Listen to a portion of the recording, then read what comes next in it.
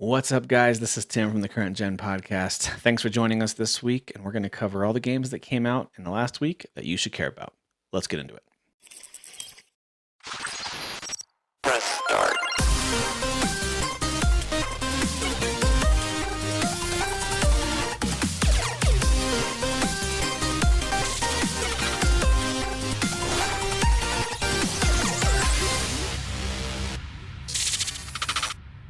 All right, so for this week, it's a little different. I don't have the other guys here with me for us to bounce ideas back off of or talk about games we're playing. So it's going to be a shorter episode where I just go through some of the stuff that came out this week, talk to you about stuff I've been playing, and then that'll be it for this week's episode. So thanks for joining. You're welcome to join the conversation, by the way, in the comments below. You can throw your thoughts in there. What are we missing? What are some things that you've played, you've tried, that you recommend? Would love to hear from you in that. So let's just get right into it. The first game that I've been playing that I want to share with you guys is this one, this cute little game called Darwin's Paradox. So this is actually published by Konami, and it is a game where, as you can see, if you're watching the video here, you're playing as this little octopus who is stealthing his way through all these different levels. You can eventually unlock the ability to stick to things. At first, you can't really do much. Then you can camouflage, then you can shoot ink to kind of protect yourself when you're underwater. So there's a bunch of different tools they give you to stealth your way through these areas. As you can see here, you can grab onto these barrels and use them to help block the vision of cameras or enemies that are looking for you. It's a really fun little stealth game. If you like side-scrolling stealth games, I highly recommend this one. I think it's a lot of fun. It's got a lot of personality. Very much seems to be trying to capture that DreamWorks or Pixar style animation. And even as I'm watching the review here from Gaming Bolt, it just reminds me that they're giving a lot of personality for their animated anthropomorphic character that can't talk, but has a ton of personalities and expressions. And you're really rooting for this guy, as pretty much everything out there can kill him, squish him, smash him, eat him, whatever. So there's lots of enemies, as you can see here with these eels. In the early levels, they're teaching you how to do a few basic moves. And then there's these flashback sequences when he kind of remembers how to do some of his special abilities. So yeah, as soon as you're against a surface, you just hold in circle on the PlayStation controller or B on the Xbox controller to, I love that. You can camouflage right up against whatever you're nearby. The game does a cool job of really making you blend in wherever you are. So that part's really fun. I like the stealth. I like the camouflage piece. I think that's fun. Some of the platforming sections really require specific timing. It really requires some skill and some trial and error. Like, this is a good example of that. This is actually a relatively early level that I was like, oh, this is not super easy. So I liked that there's a little bit of a challenge to it. But it's also not a super lengthy game. So there's not a ton there. Think of it like watching a really interesting, kind of quirky cartoon that you get to control some of the stealth action. So it's very silly, but it's very fun. I love games like this. It just kind of caught me off guard. I knew I would enjoy it because I love stealth games, but this one kind of pleasantly surprised me. So I highly recommend Darwin's Paradox. Again, it's from Konami. So there are, at least in the demo, there was a Metal Gear Solid kind of nod, even like straight up outfit and even the radio call. Now I'm playing the main game and I'm not seeing that yet. So I'm not sure if that's DLC or maybe some kind of, if you replay it, maybe I could activate it and I just didn't know that. But I'm playing through the main game and I got to that section and there was no Metal Gear Solid element or call. So anyway, we'll tackle that when we come to it, I guess. But I've really enjoyed it. I think it's a lot of fun. It's not too hard either. There's a few challenges here and there, but it's not overly difficult. So yeah, I highly recommend this one. I think it's on all platforms. I know it's on Switch and PlayStation and PC. I think it probably is on Xbox too. So even just watching some of these little sections, it's just, yeah, it's really well animated. It's pretty sharp in its graphics and its lighting, in the way characters move, the way your little octopus scurries along the ground. And when you get into the water, you can really book it. You can swim really fast, which is great. So yeah, Darwin's Paradox. Highly recommend that one. So, but that is not the only game out this week. I wanted to highlight a few. Let me see if I can get some of these descriptions brought up here. I wanted to highlight a few that are out.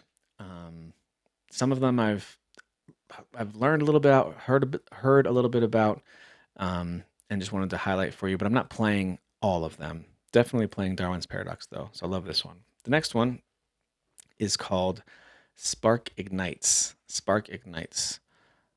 So this is from the Eric Landon RPG YouTube channel. Thanks, Eric Landon and your team there for putting this content out there. So this is a pixel fantasy RPG, and it's, by the way, it's really cheap. It is $13 full price. So it's a cheap game. It's an early access now, so take it with a grain of salt. You can see that there with this opening of the video. The early access is out now. It is considered an RPG, adventure, strategy, turn-based combat, 2.5D. I have not tried it. There is a demo, but I have not tried the demo yet.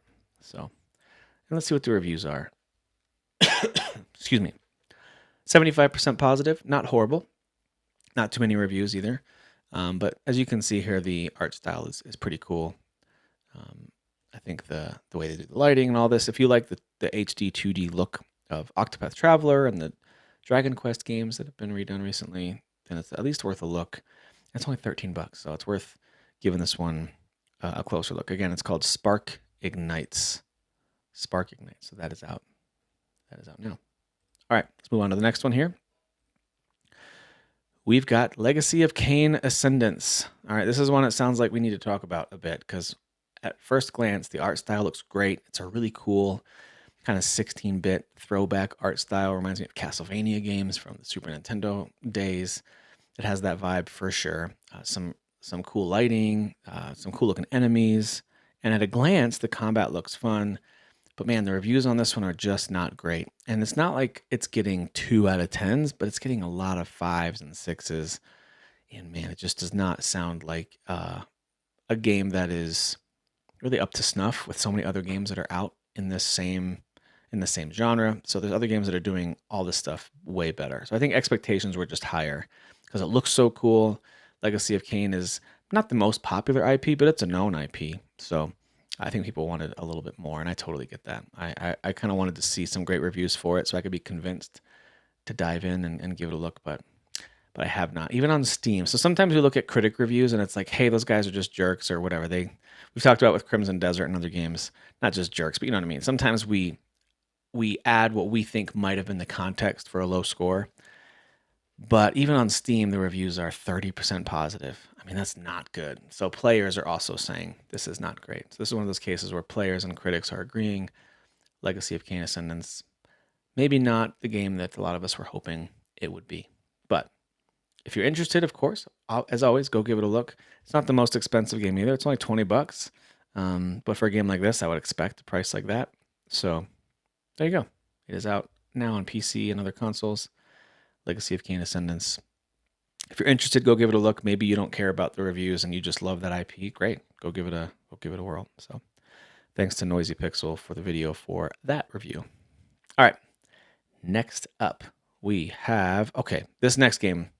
This game looks so cool. So this is on the I Dream of Indie Games YouTube channel. This game is Grime II. Now, I played a little bit of Grime, the first game when it came out, and I thought it had some potential. I thought it was kind of cool.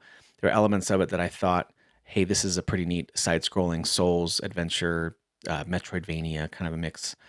But it didn't quite grab me. There were some elements of it that I thought were missing. It felt a little hollow. It was lacking a little personality. I don't know. There's something about it that just didn't really hook me. But others did really like Grime. Now, Grime 2, it looks like they've upped their game in so many ways. The combat, the visuals look incredible. I love this visual art style. It looks like they've really built on the foundation of the first game. So I am really excited to try this one out. And the reviews have come back all very positive. On the Steam user review side, it's at 77%, which is mostly positive. On the critic side, I think it's in the 80s right now. So if you care about the critic reviews, it's very good. But in case you're curious what it is a Metroidvania action RPG, Souls-like, kind of like I was saying. You see the map there in the video if you're watching the video. So here's the description. Become the stealer of forms in Grime 2, a surreal action-adventure Metroidvania. Launch tendrils made of hands to absorb foes and summon molds in their shape as you explore a bizarre, lived-in world obsessed with art. That's kind of cool. I like that premise. But if you've noticed, the character has looked different when they're showing these different clips, and that's because you're absorbing these different forms and can take on these different forms, different abilities, different movesets, and those kind of things, different weapons. So yeah, it's a cool concept, and and I'm glad that they were able to have success with the first one and make what looks to be a much improved sequel in Grime 2. So check that one out. I am excited to play that one. It's $28 full price. It looks like so it's not bad. And right now it's on sale on a couple of the storefronts. So definitely worth a look. Looks like you can even get it bundled with the original game, or with Mio, or with Blasphemous 2, other games that share that similar genre. So you can get it bundled with a couple other games on Steam as well. So there you go. Grime 2. From what I've seen so far, I think it's a pretty good recommend. All right, next up, we've got Super Meat Boy 3D. Thanks again to Noisy Pixel for the video for this review. Listen, I played a good amount of Super Meat Boy back in the day. I loved when you finally finished the level, seeing all of your attempts from the level at the same time. I always thought that was so funny to see how many of them died off as you missed a jump or jumped into an obstacle or got chopped or whatever. I always liked that. And it looks like this one does the same thing. Now, my son's been playing this a bit. I haven't. I've installed it. It's on Game Pass. I do want to play it. But my son's been playing it out on the Xbox and seems to be enjoying it. It is challenging. Like, I can tell, like, he's just trying again, trying again, trying again. And then when you watch all the replays of all his attempts all at once, that is funny. I don't know. There's something about that adds to the satisfaction of finishing the level. Is that final one that's on the replay, that one's gonna make it through. And so yeah, I really like it. Super Meat Boy 3D I think it just builds on that same premise from the original games. Now, I do know that some people really take issue with the 3D element in this one. There's mixed reviews on whether or not it controls super well. I think it's pretty straightforward. A lot of times you're not going in crazy amounts of directions. As you can see here, it's a little bit more grid-like. You're kind of either going left, right, up, down, or at a diagonal of those things. And I think it's pretty straightforward, but I can imagine in a game that requires precise platforming, there's going to be some frustrations. Even if the controls in perspective were perfect, which I don't think they are, it's going to create some frustration here and there. But as you can see, it's fast paced. It's really bloody. You are a piece of meat, to be fair. That's got just blood everywhere. So that is definitely part of it.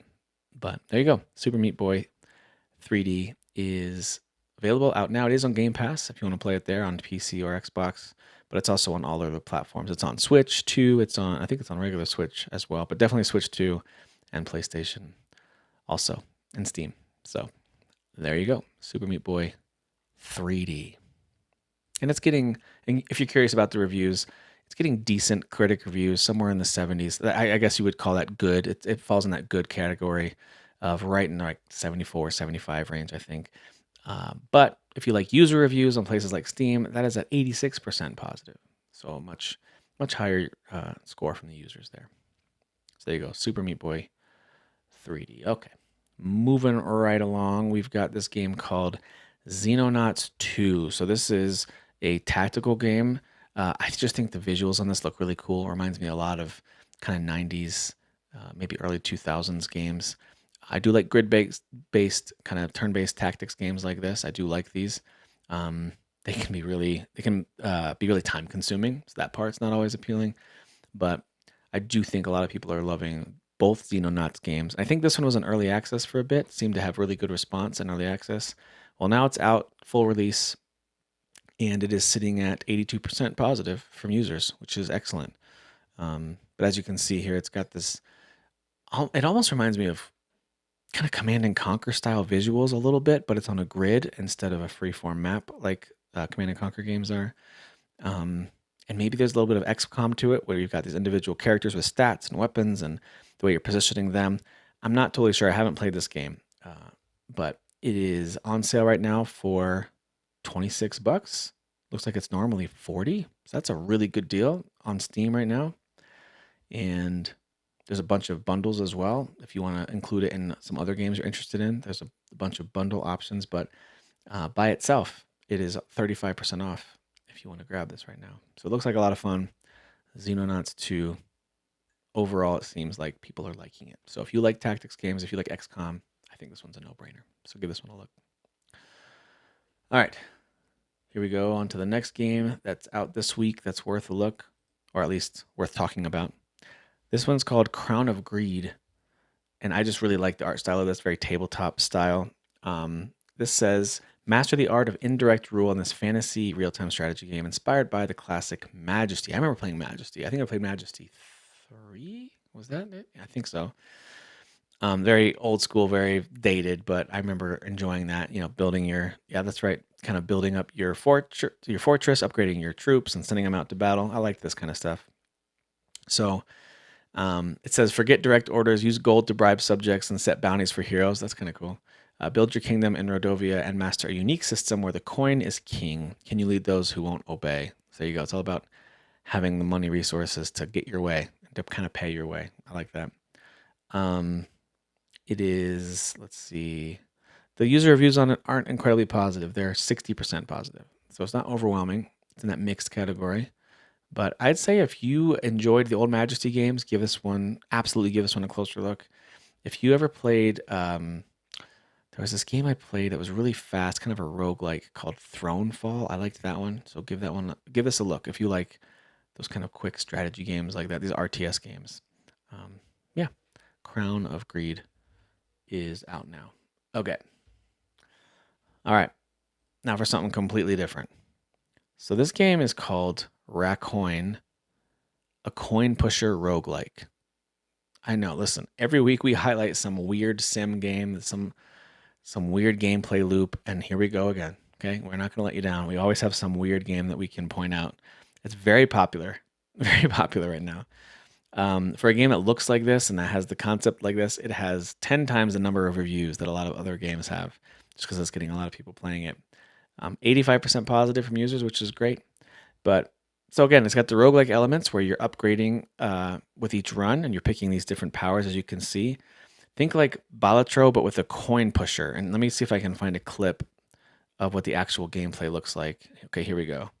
Think like these arcade coin pusher games where you drop a quarter in and it actually there's a little pusher that is pushing the coins off the edge.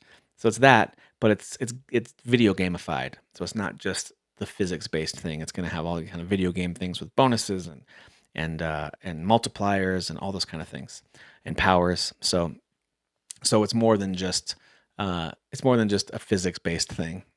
But here's how they describe it. It's a coin-pushing dopamine machine. Raccoin is a roguelike deck builder where you combine special coins with powerful items to trigger wildly satisfying combos. Stack shiny towers, spin the lucky wheel, and shake the machine until all the coins drop. So this to me looks like a weird, fun time. I like stuff like this.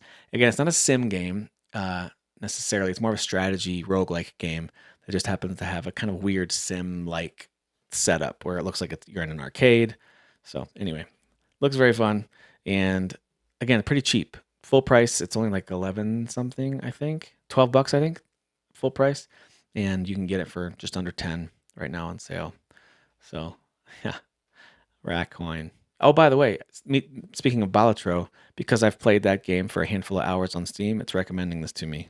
It's comparing the two. So very similar, simple gameplay that is completely boosted and multiplied and modified by all these powers you get in this roguelike format. So Balatro, however you say that, same kind of thing when it comes to the gameplay loop. So there you go. There is Raccoin. All right, this next one looks so cool. This game is called Aether and Iron.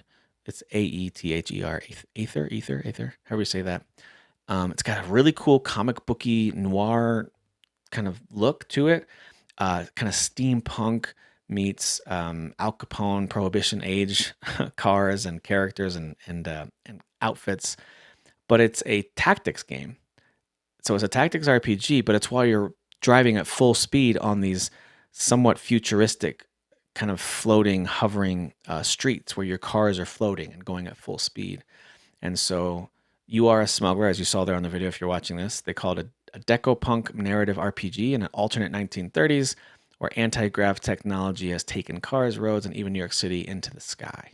So muster a crew, master tactical turn-based combat, and unravel the dark secrets lurking beneath the floating metropolis. So I think it looks like a lot of fun. The user reviews on it are about 78% positive, so it's close to being very positive. It does have a demo. I do want to try out this demo. I need to download this, but it looks like a lot of fun. It looks really unique. I think that's the big thing, is that it looks very unique. And I like a unique setting like this. So there you go. There's the title of it. Aether and Iron. which is available now on Steam. I believe it's the full release. Yeah, it's not an early access. So there you go. Full release is out now. So yeah, go give this one a look. I think this one looks pretty compelling. I'm excited to try this one. All right, let's get into something a little more kind of colony base building style. This one is called All Will Fall.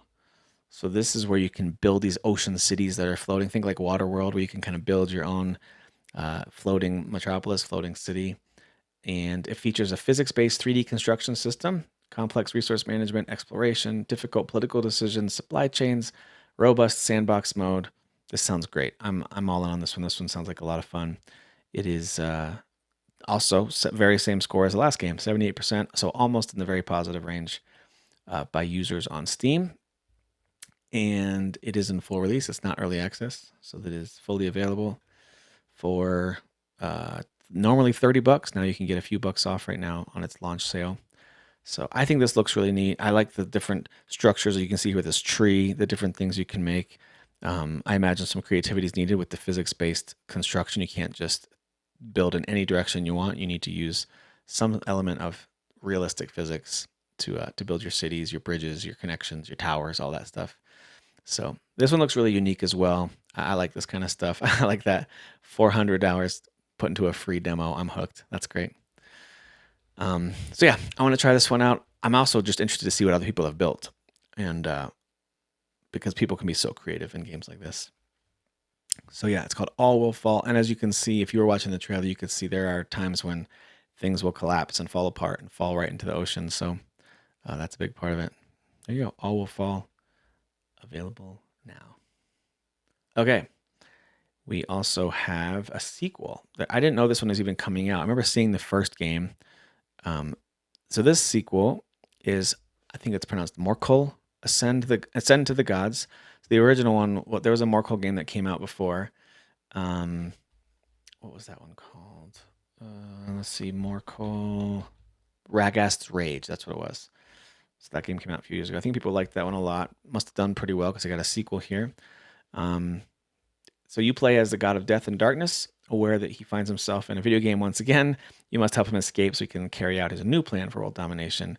To do so, you must defeat an entire pantheon of gods in thrilling boss battles. So it's action, casual, action, adventure, hack and slash. Those are the genres attached to it. But it looks like a really cool art style. I like the animations, I like the art style. It seems to have a good sense of humor and some cool boss fights, which is really what it's all about, is these boss fights. So yeah, that is out now. Morkul, I want to get the title screen here. Morkul Ascend to the Gods is available now. And last but not least, this one looks so weird. Like I mentioned before, we like to highlight some weird sim games that just could be just quirky enough to get our attention. Well, this one's called Wasteland Bites. You are running a food truck during the apocalypse, the post-apocalyptic food truck, which is hilarious. So it's a horror-based food truck sim. Cooking up questionable cuisine in your post-apocalyptic food truck is tough. Fending off mutants, UFOs, rabid dogs, and things lurking in the dark, that's the real challenge. A chaotic mix of cooking and survival in a long-gone world. People who have reviewed it love it on Steam. It's got a 95% positive. So they call it horror / cooking / simulation / time management. And it's got this quirky old school kind of PS1 art style too, like the flat images and kind of really pixelated polygonal look of I don't know. It's just very kind of ugly, but still charming at the same time. I don't know. There's something about it that I like this a lot. So obviously you have time limits. You've got to get the right food for them, or things don't go well. It looks like it's called Wasteland Bites. Let me see if I can get the title screen for you. There you go. Wasteland Bites, which is out now, I think just on Steam. So, and there's a demo for that as well, if you're interested in trying that one out. So, there you go. So that's it as far as new games that I thought were worth highlighting for this week.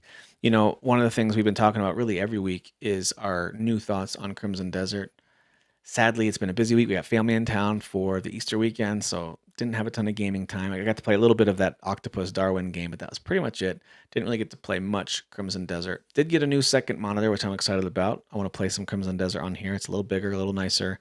So I did fire it up a little bit, did a little more exploring, found a few more pieces of equipment, but I'm still relatively early in the game. I know that Dan and Kyle have played it a lot more than I have, and they're still loving it. One of the things that's cool, and I'll leave you guys with this, I liked seeing that people who started Crimson Desert, I don't know about reviewers. Some reviewers, I wonder if they're just going to stick by what they thought about it. They're never going to change it. But a lot of content creators, streamers, those who have tried it, seems like they've really come around on the game. Maybe they started out with this is slop, this is an MMO trying to be a single player game. All the criticisms we saw early on. It doesn't tell you what to do. It's bad tutorials, whatever they were saying about it early on, and all the QOL stuff, the quality of life stuff that we were criticizing it for. I think rightly at launch, they have released, I think, 4 patches now, maybe 5 at this point, that have fixed all kinds of things. Inventory is way better. The overall experience from start to finish has been way better. The loading times are better. The ability to quit from the pause screen, which sounds crazy, but you had to before load back to the main menu, wait for a while, then exit. They fixed all that stuff. Things with your horse, things with the way combat works. They've fixed all kinds of things that were bothering people, and you can really glide for a long time now when you jump off a high point and you want to glide down. Your stamina bar goes down way more slowly now, so you can actually enjoy the view, enjoy gliding, and all these little things, these little touches. It's clear that they're listening, and so I love seeing that. And I feel like I've seen uh, even those who are out there creating content around this game and they're streaming this game or they're talking about this game, they seem to also be coming around on it, saying, "Hey, this thing is becoming something really special." So don't let the official critic score our average of, like, I think it's 79, 80. It floats around that range of 78 up to 81. It floats around there. Don't let that fool you. I think this game has a lot more beneath the surface. And if you are willing and able to really spend time digging through the first few hours of this game, getting into the point where it opens up and you can go anywhere, do anything, if you like Tears of the Kingdom, Breath of the Wild, Skyrim, even elements of Witcher 3, minus the story, because the story is pretty weak in this game, uh, it's so worth your time. I highly, highly recommend it if those games I mentioned appeal to you. So make sure you give that one a chance if you can. I don't think there's a demo out for it. If there is, I'm not aware of one, but absolutely worth giving it a look. Maybe if you have a PC, get it on Steam, try it, at least give it an hour, hour and a half. Try to quickly get through that intro and get to the open world just to see things for yourself. It's a gorgeous game. It's absolutely beautiful. Um, yeah, I really recommend it. So, and if you don't like it, then return it. Totally understand that. I think that's fair to do that if it doesn't hook you. But this is one of those games that takes 4, maybe 6, sometimes close to 10 hours, because we're talking easily 100 plus hours of content to do here. So I think it's worth it. All right. I digress. We've talked about that game a lot the last few weeks. I'm sure we will in the coming weeks as well. But those games I went over were the ones that were out this past week that I think are worth your time, your attention. We've got more games coming out over the next few weeks that I'm sure the guys will join me to talk about.